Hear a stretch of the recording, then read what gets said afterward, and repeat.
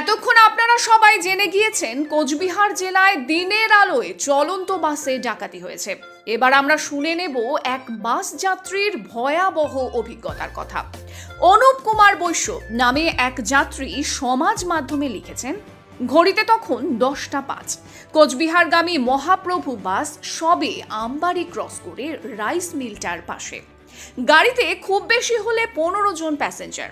হঠাৎ 4-5 জন, একজন মহিলা সহ, কন্ডাক্টর এবং খালাসি সহ ড্রাইভারকে গাড়ি থামাতে বলে। ড্রাইভার গাড়ি না থামালে খালাসির পায়ে মিস ফায়ার করে একজন দুষ্কৃতী।